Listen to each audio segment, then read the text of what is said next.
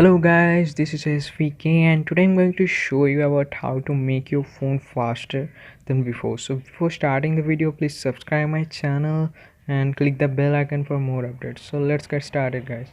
So first of all, you have to go to your settings, mobile settings, and then you have to find the developer option. So go to the about phone and software information and tap the build number 7 to 8 times. In my case, the developer option mode is already enabled.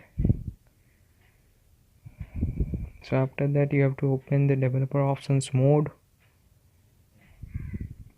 then on it, and then scroll down guys, and here you can see the window animation scale, transaction animation scale, and animated duration scale. So make it 0.5, all of those.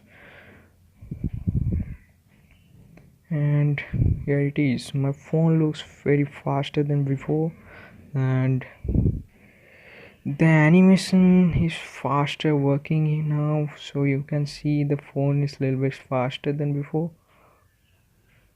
So thanks for watching guys, please like and subscribe.